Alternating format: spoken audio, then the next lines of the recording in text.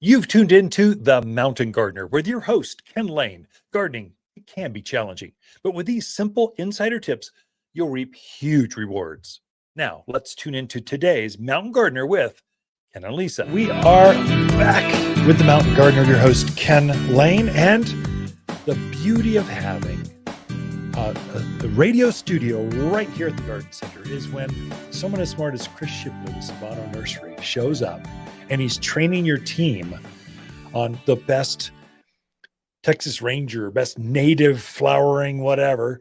Now, Chris, you've got to share that with everyone. There's no reason my staff should just have, we need you. You mind coming over and doing a radio segment? So Chris Shipley's a friend. He owns Civano Nursery down in Tucson. Welcome, Chris. I'm glad you're here. Thank you, Ken. Thanks for having me. You enjoying the mountains? Loving it. Yeah. So we've got loads and loads and loads from his family. His farm comes up here, and so a lot of that native-y mixed stuff, that's from you. And you've created this new variety of wildflower, or penstemon, or Texas sage, or whatever. Yeah. That is super interesting. Tell me about Civanos. How long have you been doing this? And why isn't it Shipley's Garden Center instead of Civano Garden Center? We've been doing this for 25 years plus. In Tucson, and we started with our garden center. We've owned a garden center since 1999, and it was master planned into a little community called Civano. There we go. Gotcha. That's too easy. Yeah. And that's where most of us live too. Really? My brothers. Even now. Civano, really? Yeah. Okay. And that's where our garden center is. Yeah. Gotcha. On the southeast side of Tucson. Now you're farming though, Yep. south of Tucson. So Right. it's a colder area, whatever. A little bit colder. So how'd you find that? And how many acres is that? Give us some insight. Sure. So we used to move trees out of the desert and resell them to homes. So they would be trees that were going to be Like mesquites or something? Mesquites and Palo Verdes that Gotcha. were in danger of being bulldozed over Yes. for new homes. And we would save them. And we're working on this one field nearby, and we looked over a half a mile away. We could see this other beautiful field that was for sale. And like, man, wouldn't it be nice, instead of having to move all around the county trying to move these big trees, if we just grew the trees in one spot? Sure. And sure enough, we made a deal to lease the land in the beginning from the owner. He was very excited that native trees and shrubs would be planted there and sold. And that's how we started. It was just that my not wanting to drive 50,000 miles a year inside Pima County. Now your plants are sold from San Diego to Louisiana and everything in between, to Albuquerque to Prescott, Arizona, to everywhere. It's amazing what you've done with that. So you've taken a little farm and grown it into a real player. So how many customers you got, or any kind of metrics on that, or have you even we have about 800 or 900 customers. 900. Wow. We sell into six states at least. Yeah. In about 1,000-mile circle. Yeah. From Tucson. And we go it every week. Phoenix is our biggest market. Sure, but makes Texas, sense. Prescott, Albuquerque, Little Lubbock, Amarillo. We're Really? Houston. Yeah. I mean, Dallas, where we're at. So Yeah, good. Austin, Texas. And so the new plant, so you got how many family members work in the family business? So it is my two brothers, Alex and Nick, myself. My father still works every day with us. He'll be 85 this year. I love Les. He's a mentor of mine. Les, he's a friend. He's awesome. Dad. And my wife, Melanie. Yeah, cool. Yep. So truly a family business. That's what I love about this industry. It is family. Oh yeah. Still family rooted. And so families selling to families, and we're all trying to help each other get better. Yeah, that's good. So what's new for this year? Any kind of new intros, new kind of plants? You're always developing new life forms, whether it's a shorter, prettier, chubbier, fuller bloomer, the color. What's new? So this year we launched Laredo Texas Ranger. Okay. Microburst Texas Ranger. Little Lynn Texas Ranger. We have That's three. Oh, yeah, Little Lynn. Keep going. Oh, then impress me. So that's the Rangers. We actually have another Ranger, which I won't say the name of. That'll be released this fall. Be that is coming out, a dwarf green cloud ranger. Yeah. And then we have we have our orange crush globe mallow. Yeah. And also what's new is we'll have a new Pensman Perry out later this year. Gotcha. All natives to All drought. native. We're going to try to not call them natives because Sure. people don't know what they are. Oh, We're and going to there's try to call another them one. super low maintenance. Low maintenance. Easy care. Put them out there, neglect them. They'll still grow. Plant. We have a yellow dwarf yucca that Yeah. we Little Miss Sunshine. Yeah. And so, yes, they are native, but we've bred them and made them more accessible to today's smaller landscape environments. We made them hardier to the different changing weather patterns we're having, whether it's cold or heat or drought or even a big rain event. We've made them tougher. We've made them smaller. We made them hardier. And that's what we're up to. We want the urban landscape, want these native low maintenance plants to be accepted easily. People want them in their yards. Yeah. And so now how do you do that?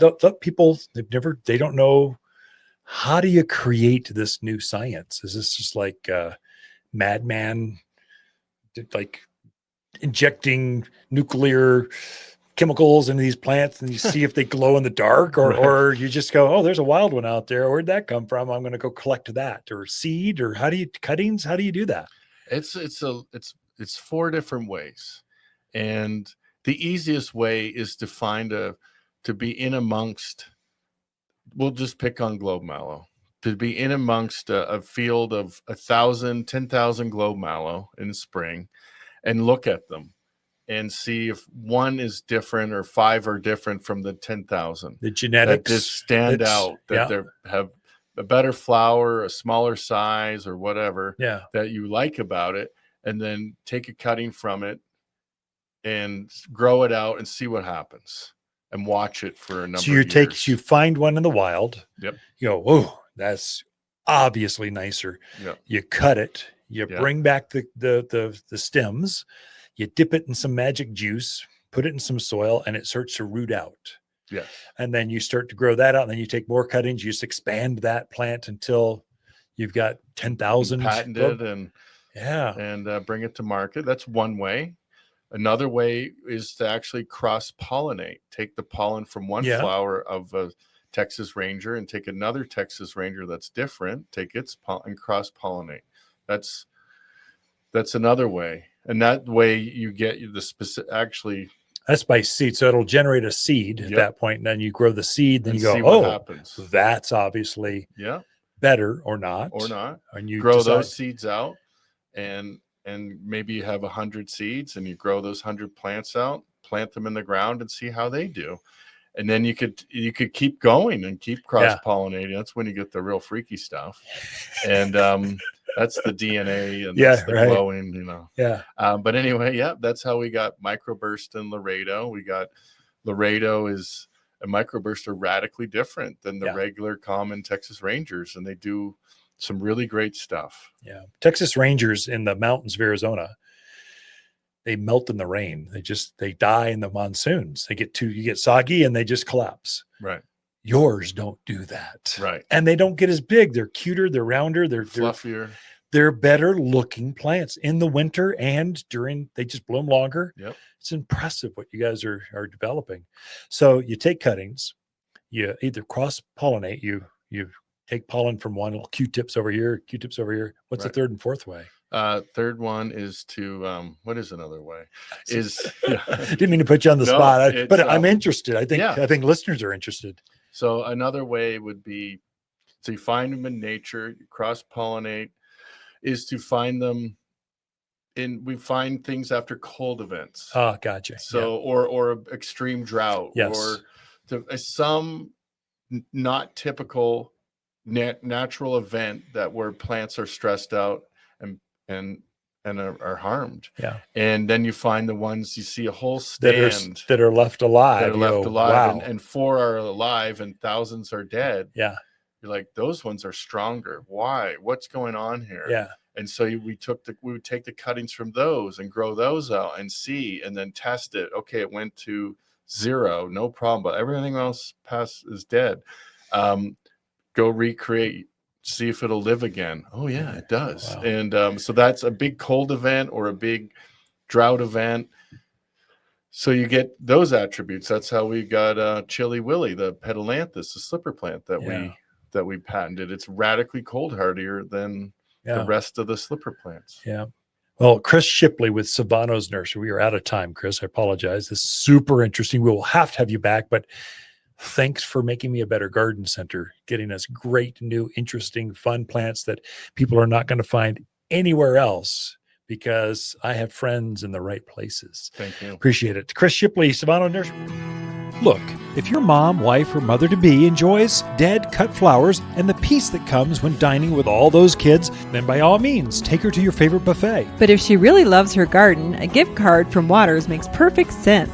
In reality, you're giving her 90 minutes of peace and quiet while she shops for her own flowers. Waters Garden Center, 1815 Iron Springs Road in Prescott, the place where people who love their gardening moms love to shop. For a more fruitful garden, increased success in the landscape that just feels better, then tune in daily to the Mountain Gardener podcast. Subscribe through your favorite podcast streamer or visit watersgardencenter.com.